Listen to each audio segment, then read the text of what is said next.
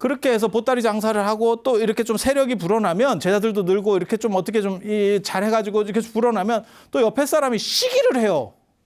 그래서 그런 쪽에 그러니까 좀 바깥쪽으로 돌 수밖에 없는 상황이었고 그런 것 때문에 짜증이 나가지고 이 양반이 근데 진짜 대단한 사람이야. 나 돌아갈래. 이건 뭐 박하사탕도 아니고 나 돌아갈래 이랬다는 거예요. 그래서 배 타고 아니 그 젊었을 때 가야지. 64살인데 그 정도면 그냥 살지. 아니 지금도 저 실크로드 해상 실크로드 저희가 만만한 길이 아니에요. 그걸 64살이면 저 당시에는 상노인이거든요. 상노인. 근데 뭘 돌아간다고. 근데 그런 집념이 있어서 오래 살고 저런 번역들도 하는가 봐. 진짜 의지의 인도인이야. 돌아가려고 했는데 또 막상 태풍이 불어요. 그래서 배가 안 뜨네. 그래서 이제 못하고 그 다음에 그 뒤로 68년에 자살 시도예요. 69년에 사망인데. 야, 이거 참 진짜 진귀하죠. 70세의 자살. 저 자살 시도했다가 제자들한테 걸려가지고 못한 거예요. 스토리를 보면 제자들이 말렸대. 선생님 이러시는 거 아닙니다. 이렇게. 근데 저게 태풍으로 귀국 시도가 막혔을 때도 지금 심리적으로 굉장히 안 좋은 거예요. 저 사람이. 그러니까 내가 돌아가야겠다라고 지금 생각을 하는 거고 그다음에 자살 시도까지. 그러니까 말년에 극심한 스트레스를 받았는가 봐. 근데 과연 스트레스를 받는다고 자살을 하려고 하는 것이 어느 정도 이상 수행, 그 다음에 정신적으로 이렇게 완성된 사람에게 있어서 가능한가?에 대한 생각을 계속 해보게 되는 거예요. 그래서 이런 식으로 해서 이 양반의 인생은 끝이 나는데 이제 비극적으로 끝나는 거고 이 양반이 계속해서 그 스트레스를 받는 그 기간 동안에 얘기하려고 했었던 게 뭐냐면 내면에 인간의 가장 핵심에는 깨끗한 게 있어.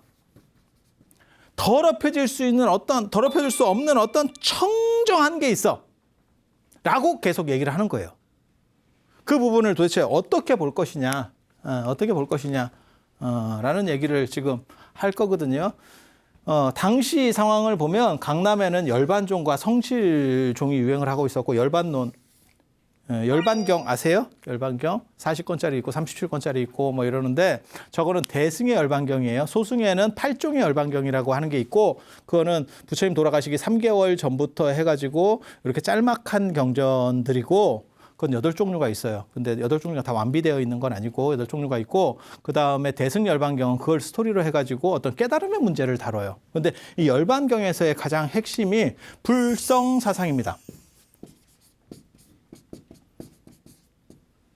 본질은 깨끗한 붓다가 될 어떠한 것이 있어 라고 얘기하는 거예요. 그래서 보통 이제 열반사덕 이래서 상락아정 뭐 이렇게 잠깐 어려워도 곧 지나갈 거예요. 잠깐만 참아봐. 이 문제를 안 하면 나중에 선까지 갈 방법이 없어. 이게 중국 철학에서 가장 중요한 문제, 중국 불교에서 가장 중요한 문제, 중국 철학에서 가장 중요한 문제는 제가 과거에 말씀드렸던 인성론 문제고 거기서 성선이라고 하는 개념이고 그 성선의 불교적 버전이라고 보시는 게 불성이라고 보시면 돼. 네, 불성이라고 보시면 돼. 그리고 그 불성의 어떠한 학문적 기반을 만드는 책이 이 열반경이라고 하는 책이에요. 열반경이라고 하는 책. 그리고 인도에서도 이 불성론이 진짜로 존재했는지 잘 모르겠어요. 이게 구경일승 보성론이라고 하는 것은 있는데 견해라고 하는 스님이 쓴 구경일승 보성론은 있는데 저 불성론은 비슷한 책이에요. 근데 여기서는 또 새친 책이라고 해. 그래서 중국식으로 약간 개작된 게 아닌가, 진제가 약간 바꾼 거 아닌가라는 정도 추론을 해보고 있습니다. 그런데 둘 다 무슨 책이냐면 내면에 확실한 깨끗한 게 있어 라고 말하는 거예요. 지금 확실한 깨끗한 거. 그 깨끗한 게 있으면 대승기신론도 그렇고 깨끗한 게 있으면 그것을 밝히기만 하면 되잖아. 그러니까 없으면 이걸 내가 갖고 와서 심어야 되는데 원래부터 나한테 있었어. 단지 가려져 있어서 그러면 그걸 내가 싹 이렇게 제거만 하면 되잖아. 그게 도노설. 전에 얘기했었던 도생이 도노성불서를 주장할 때 저 열반경 완질이 들어오기 전에 일부분 앞부분까지 6권인가 들어왔었잖아요. 그게 저 누구야?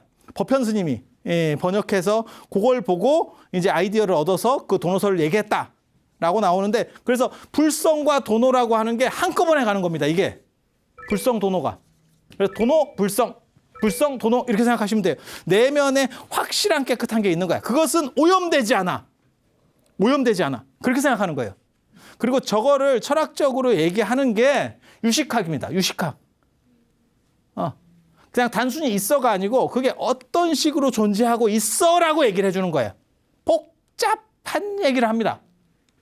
그래서 이게 열반경인 거고, 그 다음에 이제 성실론이라고 하는 책도 이 강남불교에서 유행해요. 그러니까 열반학파하고 성실학파, 열반종, 성실종, 이게 뭐 양무제 같은 사람이 다 이쪽 계열이라고 보시면 돼요. 성실론. 그 다음에 화북에서는 지론종, 십지경론. 저는 지난번에 제가 화엄 뭐 이런 얘기 조금 할 때 얘기를 해드렸었어요. 다시 잠깐 말씀드리면 성실론이라고 하는 책은 16권으로 하리발마가 번역한 책이에요. 아니, 하리발마가 쓴 책이에요. 하리발마가 쓴 책. 하리발마라고 하는 스님이 쓴 책인데, 저게 어떤 책이냐면 소승에서 대승으로 넘어가는 중간 단계, 인간으로 얘기하면 중간 단계 화석 같은 겁니다. 굉장히 귀한 책이에요. 그러니까 소승불교는 아라한주의고 그다음에 대승은 보살주의인데 그 중간에 넘어가는, 그래서 거기에 논점에 보면 10개 논점이 나오는데 그 논점 중에 하나가 뭐냐면 아라한도 퇴보하느냐? 이거 발칙한 얘기입니다. 소승불교 입장에서는 저거 굉장히 발칙한 문제예요. 이상인격, 깨달은 사람이 퇴보한다면 야, 그거 뭐하러 왔냐? 그건 불완전성이다 라고 얘기하는 대목이에요. 그리고 또 한 가지 뭐냐면 인간의 마음은 깨끗하냐? 인간의 마음 속에 있는 거는 항상한 무엇이 있냐? 안 그러면 다 오염돼 있냐? 깨끗한 건 없는 거 아니야? 인간의 마음 문제를 계속 다루는 그런 상황이라고 보시면 돼요. 그리고 이게 이제 성실론이라고 보시면 되고, 십지경론, 지난번에 잠깐 말씀드렸습니다. 화엄경에서 십신, 십주, 십행, 십회양, 그다음에 십지, 등각, 묘각, 그렇게 해서 52위, 그중에서 십지경이라는 게 있고, 그 십지경을 용수 나가르주나가 이렇게 주석을 단 책이 십지경론이에요. 그 십지경론을 중심으로 해서 그걸 누가 번역했냐면 보리유지하고 능남아제가 번역했는데, 이 보리유지하고 능남아제가 또 번역을 공동 번역을 하면서도 약간 달라요, 생각이. 그래서 이 보리유지 계통이 북도파가 되고 이게 이제 세력이 큰 거예요. 그리고 이 광통률사 해광, 전에 이 광통률사 저게 중국 율종의 시조다, 사분율종의 시조다라는 얘기를 거의 전생급으로 들으셨을 거예요. 안 들었다 하면 안 돼. 들었을 거예요. 이게 이제 나중에 도선까지 이어지는 거거든요. 전 남산종의 도선. 그래서 이쪽 계열이 남도파라고 하는 거예요. 근데 이 사람들이 뭘 얘기하냐면 인간의 내면 안에 이제 그 얘기를 할 거예요. 이 아래하식 얘기를 할 거예요. 이게 이제 복잡하다고. 까면 양파같이 쓴 게 뭐가 하나 나오는데 그게 인간의 본질이래. 그것은 허망한 거냐? 허망한 거냐? 아니면 그것은 불성처럼 항상하고 깨끗한 거냐? 이게 이제 논점으로 대두가 돼요. 대두가 되는데, 이 파에서는 십지경을 중심으로 하는 지론종에서는 이렇게 해서 지론이에요. 지론종에서는 결국 답을 못 내게 되고, 얘네들은 화엄경 안에 이 십지경이 들어가니까 화엄경에 흡수가 되고, 화엄종이 되죠. 화엄종이 흡수가 되고, 일부는 누구한테 흡수가 되냐면 이 섬론종에 흡수가 돼요. 이 섬론종도 그런 얘기를 하는 거예요. 섬론종도 내나 그런 복잡한 얘기를 하는 거예요. 그 복잡한 얘기가 뭐냐? 드디어 나오는 5식, 6식, 7식, 8식, 9식, 인간은 어떻게 생각하느냐. 이 복잡한 문제가 됩니다. 저 5식이라고 하는 게 뭐냐면 전5식이라고 하는 거거든요. 우리가 그런 얘기 하잖아요. 안이비설신을 감각기관 얘기하는 거예요.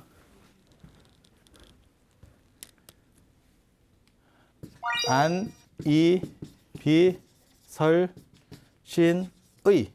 그다음에 이것과 대응하는 외부가 뭐냐면 색성향 미촉법이거든요.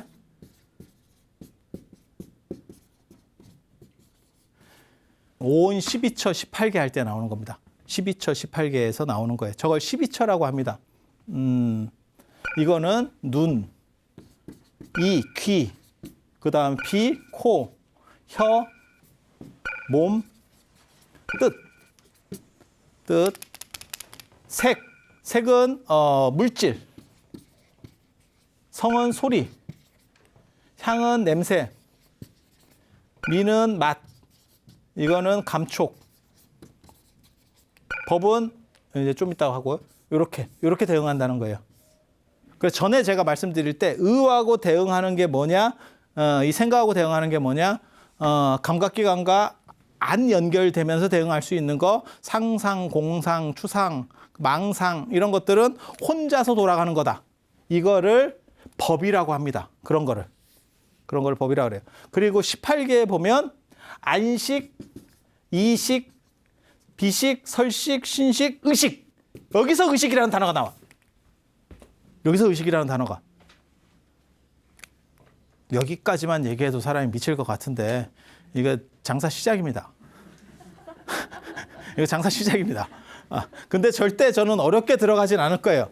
여기까지 5개를 전오식이라 그래요. 육식 앞에 있다는 전오식. 그리고 이게 의식이에요. 이게 의식. 그래서 여기까지는 생각이고 여기까지가 내가 생각하는 거고 여기까지는 어떻게 보면 받아들이는 쪽인 거고 이게 바로 주화식이라 그래서 나라고 하는 생각이래. 사람에게는 나라는 판단이 있대. 나라는 판단. 그래서 나라는 판단에 대한 생각이 지금 칠식이에요. 저 이제 말라식. 그리고 그 밑에 깔려 있는 게 약간의 어떻게 보면 무의식 비스무리한 무언가 계속 밑에서 이렇게 흘러가는 거 그게 이제 아레아식이래. 아레아식이래. 근데 사람들이 무슨 생각을 하냐면 사람이 나라는 생각은 있잖아요. 우리 의식은 있잖아요. 그 판단 없는 의식 존재하죠. 근데 나라는 게 있으니까 내가 어떻게 판단한다. 그다음에 내가 어떻게 생각한다. 그다음에 다른 사람이 나한테 어떻게 했을 때 내가 기분이 나쁘다 좋다 이런 게 있는 거지. 그 나라고 하는 게 이거예요. 근데 되게 재밌는 게 인도 사람들이 진짜 저런 생각을 옛날에 밥 먹고 뭐하러 했을까 싶은 생각들을 해요. 사람이 기절을 하는 경우가 있대요. 기절을 하는 경우가. 기절해봤어요? 한번 해볼게요. 기절을 하는데 기절을 하면 나라는 생각이 없죠. 그렇지 않아요? 나라는 생각이 없는데 사람이 기절했다가 깨어난대. 완전히 끊어졌으면 죽어야 되는 거거든요. 근데 깨어난다라고 하는 건 뭐냐면 나라는 생각이 없어도 무언가 그 밑에서 찌리리 흐르는 게 있구나라고 생각을 하는 거예요. 그건 뭘까? 그게 팔식이래. 이해가 돼? 사람이 꿈을 꿔. 깊은 꿈에 그러니까 꿈을 이렇게 내가 진짜 막 꾸는 게 아니고 깊은 잠에 들었다고 생각을 해보세요. 그래서 어버가도 몰라. 그렇게 깊은 상태에 빠져버리면 무슨 일이 벌어지냐면 의식이 없어. 의식이 없어. 이해가 되시죠? 꿈을 꾸는 게 아니고 아예 깊은 잠이라서 의식이 없어. 그런데도 사람이 깨어난대 나중에. 야 하면 깨어난대. 그건 밑에서 뭔가 흐르고 있다는 거예요. 나라는 생각 밑에. 그 생각들을 하는 거예요. 술 먹고 개가 돼가지고 필름이 끊겼어. 그래도 안 죽잖아. 필름이 완전히 끊기면 죽어야 되거든요. 의식이 안 돌아오는 거죠. 그런데 이 사람이 안 죽잖아. 개가 됐다가 다시 인간으로 이렇게 환원하잖아. 그 돌아올 수 있는 그 코드는 뭐냐? 그게 밑에 어떤 심층 의식이 흐르고 있구나. 라고 생각을 하는 게 팔식. 그리고 이거를 왜 인도 사람들은 생각하냐면 수행자들이 왜 생각하냐면 명상에 들었을 때 삼매에 들면 의식을 내가 끊을 수도 있는 거예요. 내가 인위적으로 삼매에 들어가지고 통제할 수 있는 거야. 그런데도 내가 깨어난다는 거죠. 원래대로 하면 못 깨어나야 될 수도 있잖아요. 그래서 지금 그런 생각들을 하는 게 요 7식, 8식의 문제들이에요. 7식, 8식의 문제. 요거 여기서 끝 안 납니다. 여기서 끝 안 나고 구식 얘기가 나와요. 저런 팔식의 어떤 흘러가는 거, 그거는 어떤 의식이라든지 이렇게 우리가 경험하는 것들을 다 저장해 놨다가 이게 올라왔다 내려갔다 뭐 이런 식의 무의식 같은 작업들을 하는 게 팔식이라면 그 팔식 너머에 이게 만약에 불성이 있다면 이게 도대체 어디에 있어야 될까? 저 팔식 너머일까? 저 팔식 안에 있어야 될까? 이런 논점들이 붙는 거예요. 그래서 저 팔식에는 깨끗한 게 있어 라고 하면 요파예요. 팔식 자체는 깨끗한 거야 라고 하면 요파. 야, 그건 허망한 거야 라고 하면 이파. 이해가 됩니까? 근데 여기서는 뭐라고 하냐면 쭉 따라와 보세요. 진망화합식. 진망화합식이 뭐냐면 깨끗한 것도 있고 더러운 것도 있어. 약간 어떻게 보면 양쪽에 숟가락 얹는 듯한 느낌이 좀 들지만 인간의 내면에는 선도 있고 악도 있다. 지금 이런 얘기예요. 원래 인간의 내면에는 인간은 본질적으로는 선한 거야. 아니야. 이건 본질적으로는 상태가 좀 메롱이야. 그래서 좀 잘해야 돼. 저기에는 두 가지가 다 있어. 그래서 어떻게 그걸 할 거야 라는 게 중요하대. 그런데 되게 재밌는 거는 진제는 아까도 계속 얘기했지만 이 불성, 그 다음에 여기 기신론에서 나오는 이러한 본래적인 거를 추구하는 사람이거든요. 그래서 저걸 두 가지가 섞여 있어 라고 말하면서 아주 아사모리하게 그 안에 있는 또 다른 것을 얘기해. 그 불성을 얘기해. 그걸 구식이라고 합니다. 근데 이 구식의 문제는 굉장히 재밌어요. 그리고 저게 나중에 선불교의 배경이 되기도 하고, 그러니까 열반경에서부터 시작해서 열반경 불성사상, 불성론을 중심으로 해서 저 불성사상이라고 하는 것들이 쫙 퍼지면서 그 유식으로 일체로 정립되고 나중에 선불교의 배경이 되는 건데, 그러니까 지금 화두를 통해서 뭐 주인공을 찾고 어쩌고 라는 것들을 하는 것들이 다 어떻게 보면 저 불성의 작용인데, 저기에는 무지막지한 폭탄 테러가 가해집니다. 그게 1809년에 태어나는 찰스 다윈이에요. 다윈은 인간의 내면엔 깨끗한 것이 없어 라고 말하는 거예요. 불성 같은 건 구라야. 이렇게 얘기해요. 그게 이제 다윈이거든요. 그래서 저 팔식과 구식의 문제, 그리고 불성의 문제, 이런 얘기들, 그리고 그것과 관련해서 다윈이 얘기하는 진화론의 문제를 도대체 어떻게 볼 거냐. 그거 다음 시간에 제가 해드리도록 하겠습니다. 그래서 지금 이제 진제라고 하시는 분이 중국으로 넘어와서 상당히 힘든 생활을 했다. 그리고 그 힘든 생활에서 도출해내고 자기 방어기제로서 활용했던 것들이 어떻게 보면 불성사상의 확립에 기여했다. 그리고 그것이 말하려고 하는 것은 과연 무엇인가? 그 얘기는 다음 시간에 이어서 해드리도록 하겠습니다. 자, 들어주셔서 감사합니다.